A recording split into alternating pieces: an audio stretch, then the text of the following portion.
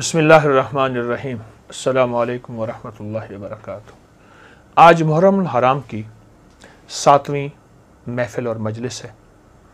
بہت پا رہے ہیں، بہت حاصل کر رہے ہیں، اور یقیناً آپ ان مجالس اور محافل کو پھیلا رہے ہیں اپنے لیے صدقہ جاریہ، انسانیت کا درد، دکھی انسانیت کا غم، یہ آپ کے لیے بہت بڑا تحفہ اور سوغات ہے۔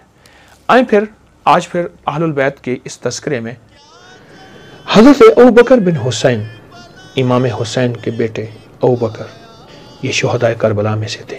حضرت ابوبکر بن حسین یہ ان 72 شہیدوں میں ان کا شمار ہے۔ کربلا کے میدان کے لیے سفر کا ارادہ کر چکے تھے۔ جب انہوں نے ارادہ کر لیا تو جہاں بہت سی اور وصیتیں تھیں، وہاں ایک وصیت یہ بھی فرمائی، سجدے میں جا کے سر کو کٹایا حسین نے۔ حضرت ابوبکر بن حسین، امام حسین کے بیٹے ابوبکر، ان کا ایک بڑا دلچسپ واقعہ ہے۔ ان کے مزاج میں تھا کہ جہاں وہ انسانوں کو پیاسا، بھوکا، تکلیف درد میں نہیں دیکھ سکتے تھے، وہاں ان کی طبیعتوں اور مزاج میں تھا وہ جانوروں کو بھی بہت خیال کرتے تھے اور جانوروں کا بھی بہت احساس کرتے تھے۔ وہ کیا کرتے تھے؟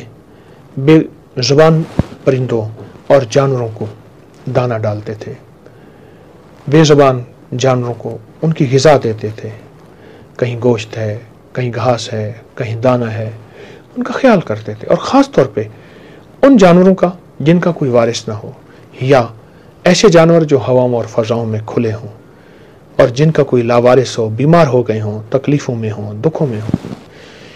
جانوروں کا بھی خیال ان ہستیوں سے سیکھا، آل رسول سے سیکھا۔ حضرت ابوبکر بن حسین نے کیا کمال کر دیا۔ ایک دفعہ ایک واقعہ ہوا، آپ سو گئے، نیند آ گئی، اپنے خادم سے فرمایا میں سو رہا ہوں، سفر سے واپس آیا ہوں، جانوروں کو غذا ڈال دینا۔ اس سے بھی غفلت ہو گئی اور سوئے رہے۔ کیا خواب دیکھتے ہیں کہ حضرت آدم علیہ السلام تشریف لائے۔ آپ نے اپنے چہرے کے پہ بوسہ دیا نا، تو آنکھ کھلی تو دیکھا کون ہے، بڑے خوبصورت عظیم انسان۔ پوچھا بیٹا ابوبکر، میں تیرا والد ہوں آدم۔ گلے ملے، ہاتھوں پہ بوسہ دیا، احترام کیا۔ آپ کیسے تشریف لائے؟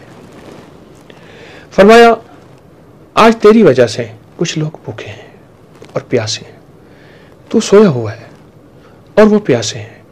وہ کون لوگ؟ فرمایا جو بے زبان، جن کی غذا، جن کی خدمت کا ذمہ میرے بیٹے نے اپنے ذمے لیا ہے، وہ تو آج بھوکے ہو رہ گئے۔ اور پھر عجیب بات فرمائی حضرت آدم علیہ السلام نے، فرمایا بیٹا جب ان کو غذا دیتے ہو نا، اور ان کی خوراک دیتے ہو، ان کا خیال رکھتے ہو، وہ دل میں بہت دعائیں کرتے ہیں، اور ان دعاؤں سے آفات ٹلتی ہیں، بلائیں ٹلتی ہیں، مصیبتیں ٹلتی ہیں، اور حیرت انگیز زندگی میں تبدیلیاں آتی ہیں۔ لہٰذا ان کا خیال کرو، اور ان کی آج کے بعد غذا اپنے ذمہ رکھو، اپنے خادم کے ذمہ نہ رکھو، کہیں پھر اس سے غفلت نہ ہو جائے۔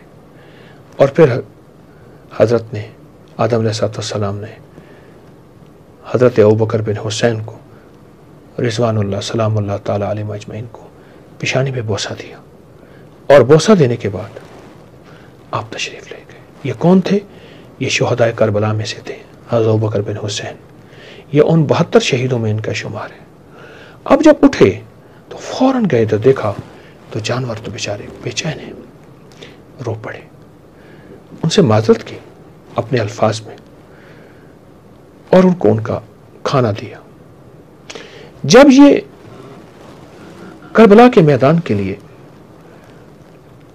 سفر کا ارادہ کر چکے تھے، جب انہوں نے ارادہ کر لیا تو جہاں بہت سی اور وصیتیں تھیں سفر کے ارادے میں، وہاں ایک وصیت یہ بھی فرمائی کہ خیال کرنا ان جانوروں کو۔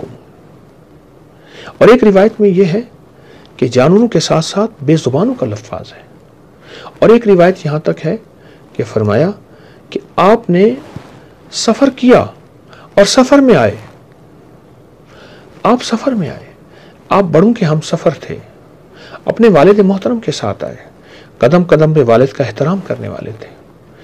جہاں ان کو والد کی محبت کا احساس تھا, وہاں والد سے ہی اور اپنے دادا سے ہی یہ بات سیکھی تھی.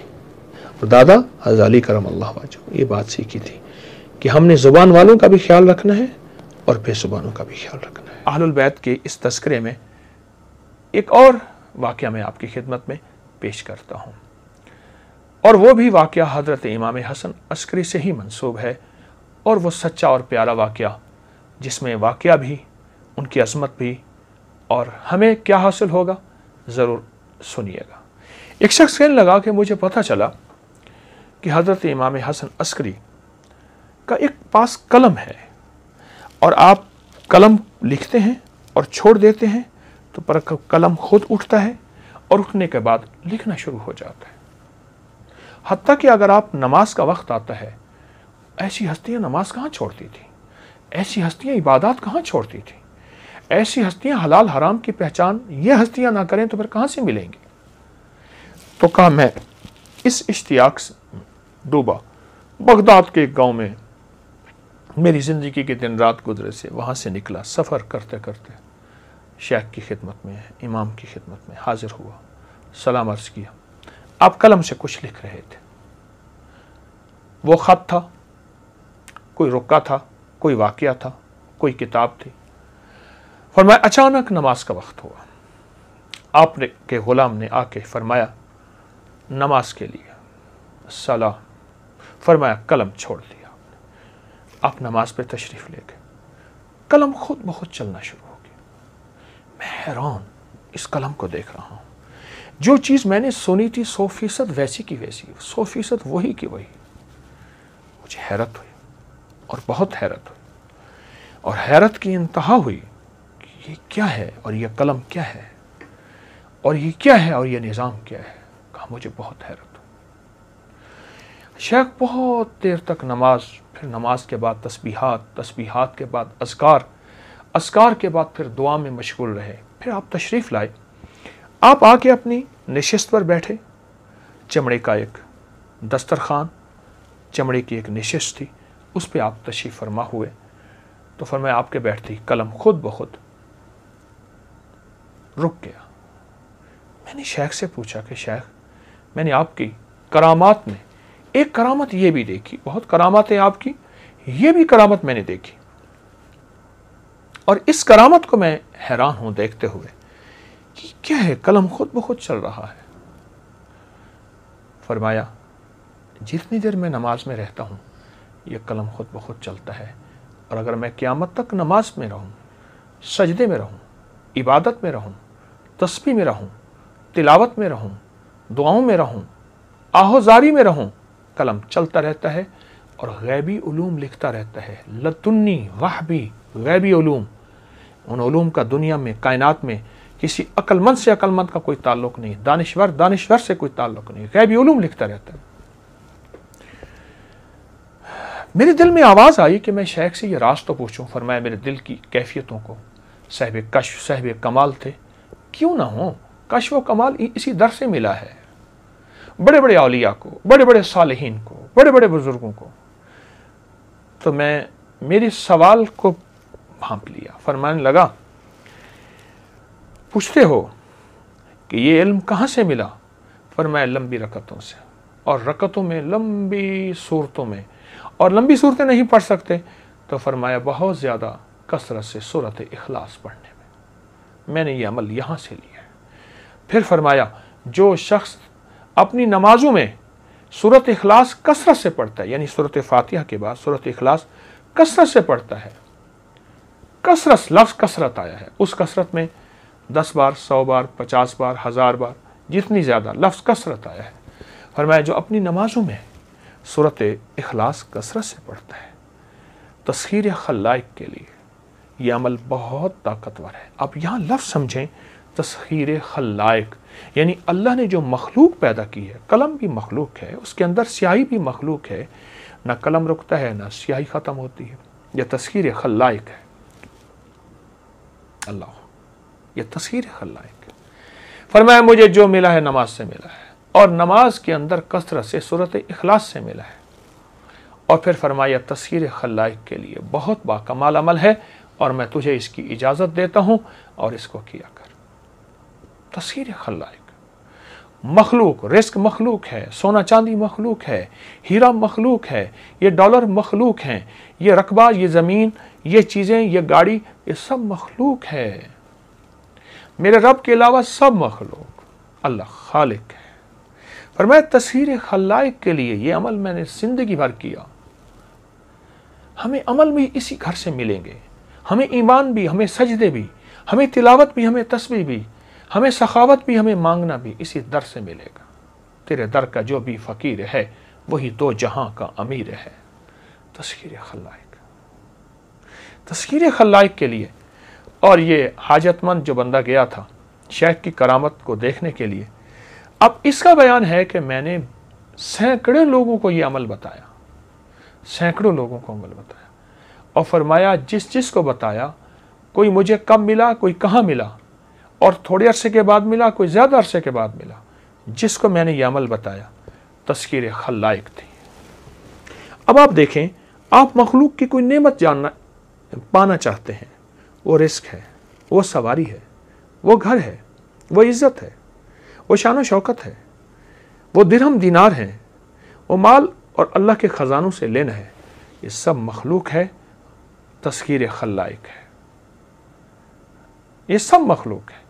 خالق سورت نماز، نماز کے اندر کثرت سے سورت اخلاص، اس کی برکت سے خالق ان چیزوں کو مطیع کر دیتا ہے، کہتے ہیں میرے بندہ ہے، یہ میری سورت اخلاص میری سب سے بات وحدانیت کو بیان کر رہا ہے، جا مخلوق تجھے میں اس کا غلام بناتا ہوں، جا مخلوق اب اس کا پیچھا نہ چھوڑ، جا مخلوق وہ رزق کی شکل میں مخلوق، وہ سواریوں کی شکل میں، وہ بڑے گھر، عزت، شان و شوکت، بادشاہت کی شکل میں اللہ پاک مخلوق کو پیچھے کر دیتے ہیں۔ کتنا بڑا طاقتور عمل ہے، کتنا عجیب عمل ہے۔ اس کے مقابلے میں یعنی جب تسخیر خلائق ہو جائے، قلم بھی تو مخلوق ہے۔ لوگوں نے اللہ سے کیسا، ان ہستیوں نے اللہ سے، ان عالی مقام بزرگوں نے اللہ سے کیسا تعلق بنایا اور مخلوق کو بنوایا۔ وہ سینے میں راز لے کے چلے جاتے ہیں، نہیں، اس کو بتایا کہ تو بھی اگر چاہتا ہے اور تسخیر خلائق چاہتا ہے، حالانکہ آپ یہ فرما دیتے یہ عمل کر تیرا بھی کلم چلنا شروع ہوگا، یقیناً ہوتا، کیونکہ اس میں اس ہستی کی، ہمارے اہل البیت بہت بڑی ہستی ہیں، ان کی اجازت بھی شامل تھی، ان ہستیوں کی توجہات شامل تھی، لیکن آپ نے ایک لفظ فرمایا جامع تسخیر خلائق، کہ اگر تم ساری خلائق کی تسخیر چاہتا ہے پھر یہ عمل کر۔ اور اس نے کرنا شروع کیا، اور وہ کہتے ہیں میں نے سینکڑوں کو بتایا، اور جس نے کیا اس نے جھولیاں بھری، جس نے کیا اس نے مرادیں پائیں، جس نے کیا اس نے زندگی میں کامیابیاں پائیں، جس نے کیا عزتیں اور شان و شوکتیں پائیں۔ آپ بھی کریں، سورۃ اخلاص اپنی نماز میں، اپنی نفلوں میں، اپنی رکعتوں میں کثرت سے پڑھیں، دھیان سے پڑھیں، پڑھتے جائیں۔ کوئی قبولیت کا لمحہ، کوئی قبولیت کی گھڑی، کوئی قبولیت کا ایسا لمحہ ہوتا ہے جس میں اللہ کریم غیب کے خزانے سے قبول فرما کے تسخیر خلائق کے فیصلے فرما دیتے ہیں۔ اور پھر میں ایک اور بات عرض کروں، تسخیر خلائق جب ملتی ہے اکیلی فرد کو نہیں ملتی، نسلوں کو ملتی ہے، فرد کو نہیں ملتی، نسلوں کو ملتی ہے۔ آپ بھی یہ ان عظیم ہستیوں کا عمل اپنی زندگی میں لے لیں، اس کو اپنی زندگی میں شامل کر لیں، لوگوں کو بتائیں، یہ میری محرم کی جتنی مجالس ہیں لوگوں میں عام کریں، لوگوں میں پھیلائیں، چھوٹی چھوٹی مجالس، کسی کا گھر آباد ہو جائے، کسی کی زندگی آباد ہو جائے، اس کا کام بن جائے، اللہ پہلے آپ کا کام بنائے گا، اس کا مسئلہ حل ہو جائے، اللہ پہلے آپ کا بنائے گا، اس کی زندگی میں خیریں مل جائیں، رب آپ کو اور تمنگری، برکتیں، عزتیں اور انشاءاللہ ناموریاں عطا فرمائیں گے۔ امید ہے آپ ضرور کریں گے اور یہ محرم الحرام کی مجالس کو سنیں گے بھی صحیح، لوگوں میں پھیلائیں گے بھی صحیح. آپ کا صدقہ جاریہ اور انشاءاللہ کامیابی ہے. جزاک اللہ. السلام علیکم ورحمۃ اللہ.